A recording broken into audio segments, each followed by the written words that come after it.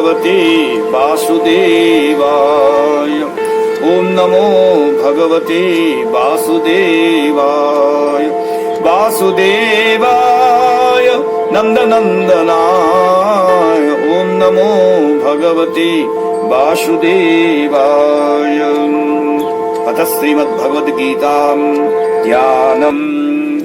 ओम पार्थाय प्रतिबोधितां भगवता नारायणेन स्वयं व्यासेन ग्रथितां पुराणमुनिना मध्ये महाभारतम् अद्वैतामृतवर्षिणीं भगवतीमष्टादशाध्यायिनी मम बत्वामनुसन्दधामि भगवद्गीते भवद्वेषिणीम्।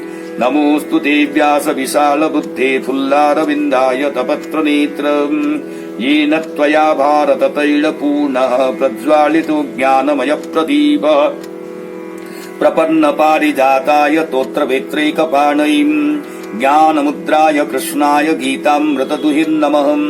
सर्वोपनिषदो गावदोग्धा गोपालनन्दनः पार्थो वत्स सुधीर्भोक्ता दुग्धं गीतामृतं महत्। वसुदेवसुतं देवं कंसचाणूरमर्दनं देवकी परमानन्दं कृष्णं वन्दे जगद्गुरुं। भीष्मद्रोणतटा जयद्रथदला गान्धारनीलोत्पलां शल्यग्राहवती कृपेण वहनी कर्णेन बेलाकुलम्। अश्वत्थामविकर्णघोरमकरा दुर्योधनावर्तिनीं सूतीर्णा खलु पाण्डवैरणनदी कैवर्तकः केशवः। पारासर्जवतः सरोजममलङ्गीतर्थगन्धोत्कटम् नानाख्यानककेशरम् हरिकथा सम्बोधनाबोधितम्। लोके सज्जन षट्पदैरहरः पेपीयमानं मुदा भूयात् भारतपङ्कजम् कलिमलप्रध्वंसिनः श्रेयसी। मूकं करोति वाचालं पङ्गुलङ्घयते गिरिं यत्कृपातमहं वन्दे परमानन्दमाधवम्। यं ब्रह्मा वरुणेन्द्र रुद्रमरुतः स्तुन्वन्ति दिव्यैस्तवैर्वेदैः साङ्गपदक्रमोपनिषदिः गायन्ति जं सामगाः ध्यानावस्थित तद्गतेन मनसा पश्यन्ति जं योगिनो यस्यान्तं न विदुः सुरासुरगणा देवाय तस्मै नमः। ॐ अथ पञ्चदशोऽध्यायः पुरुषोत्तमयोगः। श्रीभगवानुवाच ऊर्ध्वमूलमधः शाखमस्वस्थं प्राहुरव्ययम् छन्दांसि यस्य पर्णानि यस्तं वेद स वेदवित्। अधश्चोर्ध्वम् प्रसुतास्तस्य शाखा गुणप्रवृद्धा विषयप्रबालः। अधश्च मूलान्यनुसन्ततानि कर्मानुबन्धीनि मनुष्यलोके। न रूपमस्येह तथोपलभ्यते नान्तो न चादिर्न च सम्प्रतिष्ठाम्। अस्वस्थमेनं सुविरूढमूलमसङ्गशस्त्रेण दृढेन चित्वाम्। ततः पदं तत् परिमार्गितव्यम् यस्मिन् गता न निवर्तन्ति भूयः। तमेव चाद्यं पुरुषं प्रपद्ये यतः प्रवृत्तिः प्रसृता पुराणी। निर्माणमोहा जितसङ्गदोषा अध्यात्मनित्या विनिवृत्तकामाः। द्वन्द्वैर्विमुक्ताः सुखदुःखसङ्गे गच्छन्त्यमूढाः पदमव्ययम् तत्। न तद्भासयते सूर्यो न शशाङ्को न पावकः यद्गत्वा न निवर्तन्ते तद्धाम परमं मम। ममैवांश जीवलोके जीवभूतः सनातनः। मनः षष्ठानीन्द्रियाणि प्रकृतिस्थानि कर्षति।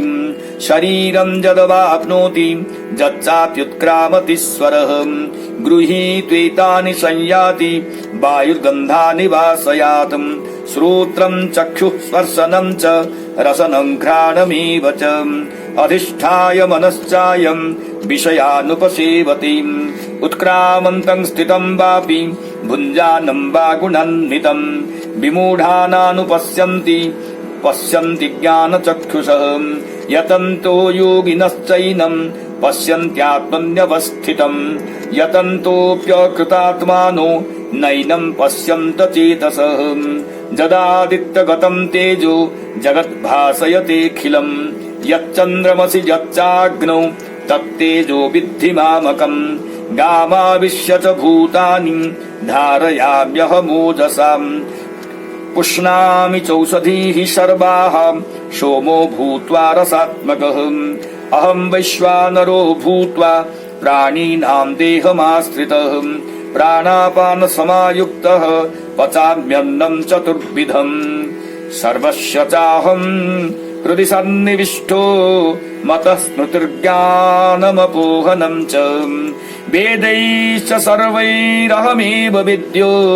वेदान्तकृद्वेदविदेव चाहम् द्वाविमौ पुरुषो लोके क्षरश्चाक्षर एव च क्षरः सर्वाणि भूतानि कूटस्थोऽक्षर उच्यते उत्तमः पुरुषस्त्वन्यहं परमात्मेत्युदाहृतः यो लोकत्रयमाविश्य विभक्तव्यय ईश्वरः यस्माक्षरमतीतोह मक्षरादपि चोत्तमः अतोऽस्मि लोके वेदे च प्रथितः पुरुषोत्तमः यो मामेवमसम्मूढो जानाति पुरुषोत्तमम् स सर्वविद् भजति मां सर्वभावेन भारत इति गुह्यतमं शास्त्रमिदमुक्तं मया नघ एतद्बुद्ध्वा बुद्धिमान् स्यात् कृतकृत्यश्च भारत हरिः ओम् तत्सदिति श्रीमद्भगवद्गीतासूपनिषत्सु ब्रह्मविद्यायां योगशास्त्रे श्रीकृष्णार्जुनसंवादे पुरुषोत्तमयोग नाम पञ्चदशोऽध्यायः अथ षोडशोऽध्यायः दैवासुरसम्पद्विभागयोगः श्रीभगवानुवाच अभयं सत्त्वसंशुद्धिर्ज्ञानयोगव्यवस्थितिः दानं दमश्च यज्ञश्च स्वाध्यायस्तप आर्जवम् हरिः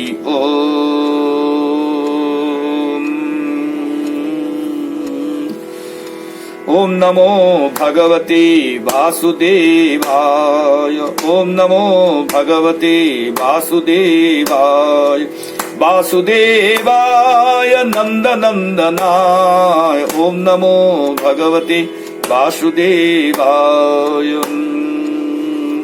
यत्र योगेश्वरः कृष्णो यत्र पार्थो धनुर्धरः तत्र श्रीविजयो भूति ध्रुवा नीतिमतिर्मम हरि ओम् तत्सत्।